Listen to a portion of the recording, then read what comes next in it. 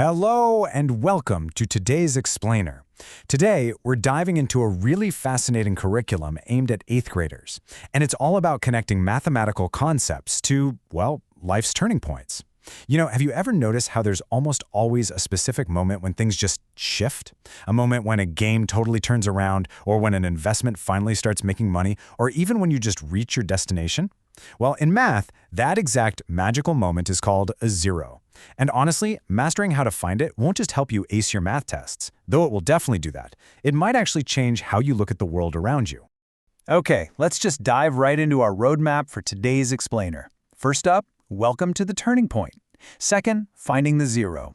Third, real-world zeros. Fourth, test your knowledge. And finally, we'll wrap up with the ultimate balance point. All right, Section 1. Welcome to the turning point, setting your focus and direction. So before we even look at a single number, the curriculum actually starts with this really interesting piece of wisdom from Proverbs 4:25. It says, "Let your eyes look straight ahead. Fix your gaze directly before you." And it makes a super compelling point, right? Whether you're balancing a really complicated algebraic equation, or riding a bicycle, or making a huge life choice, maintaining your focus is absolutely the secret to finding your balance. If you get distracted, you lose your footing. The key is to just keep your gaze fixed right on the goal. So what does this all mean when we get into the math? The crucial point here is understanding what zero actually means.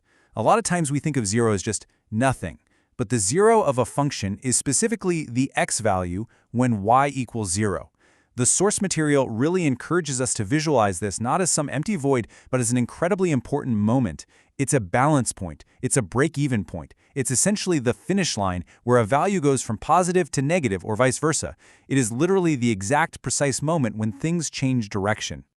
Moving right along to Section 2. Finding the zero. Calculating the turning point from equations and graphs. Okay, let's see how this builds step by step. To find the zero of the equation y equals 2x minus 4, we just have to remember our definition. The zero is the x value when y equals 0. So step 1 is super simple. We just replace the y with a 0. Now our equation is 0 equals 2x minus 4.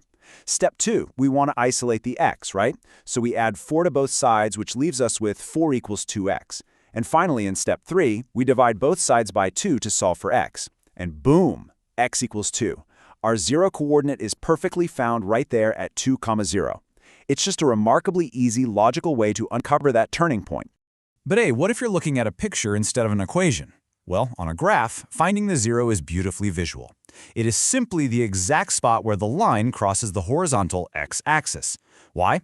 Well, because the x-axis is basically the ground floor where y is 0. So, if you trace a line on a graph and it slices right through the x-axis of the number -1, then guess what? Your zero is simply -1. Whenever you hit that horizontal line, you've absolutely found your magic turning point. All right, Section 3. Real-world zeros. Why this math matters outside the classroom. Now you might be wondering, when am I ever going to use this? Well, understanding this math actually helps you navigate life, and we see these zeros in action everywhere. Take finance, for example. If you're running a fundraiser, the zero is your break-even point. Literally the exact moment your costs equal your earnings and you finally start making a profit. In science, it represents the precise second a chemical reaction completely stops. Or in sports, it shows exactly when a score differential returns to 0, tying the game up. Learning to find the zero really helps us logically decode these real-life turning points. The source material actually presents this great real-world puzzle to try out. Imagine a boat is 12 miles from the shore, and it's moving closer to land at a speed of 3 miles per hour. We can totally write this as an equation, y equals -3x plus 12. In this case, y is the distance to the shore, and x is the hours. If we want to know exactly when the boat hits the shore, the distance y becomes 0. So, setting up the equation, we get 0 equals -3x plus 12. So, let's work it out. When will that boat actually reach the shore? Did you guess 4? Well, if you calculated 4, you are right on the money. By simply subtracting 12 from both sides and dividing by -3, we get exactly 4 hours. That number 4 is our zero, representing the exact real-world time the boat makes contact with the land. Okay, moving to Section 4. Test your knowledge, your homework challenge. The curriculum wraps this up with a really fantastic way to test these new skills. It challenges you to go in and find the zero for equations like y equals 4x minus 12 and y equals negative 2x plus 6. For the third one, y equals 5x minus 15, assuming it's a company's profits, it asks you what that zero actually represents in the real world. Then it wants you to graph y equals 3x plus 3 and identify the zero visually. And finally, my personal favorite part, to write your own real-world situation where a zero represents a stopping point.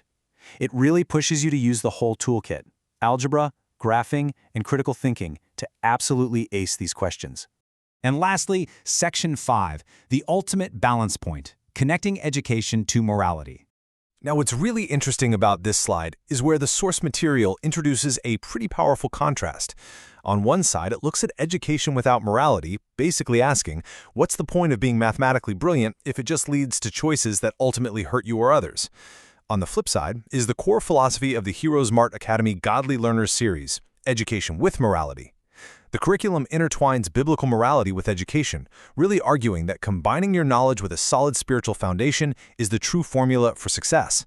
From this perspective, education without morality ultimately hurts, while education with morality heals and builds. To support this idea, the curriculum points to Romans chapter 8, which promises life and peace of mind to those who keep their minds spiritual. It reads, "The mind governed by the flesh is death, but the mind governed by the Spirit is life and peace." The underlying message of the text here is that grounding your math, your science, your whole education in a moral biblical foundation is what actually brings true peace. According to this philosophy, it's the ultimate formula for balance. So I want to leave you with this final provocative thought from the curriculum. You now know exactly how to find the balance point in a math equation, right? But the true challenge is finding that balance point in your life.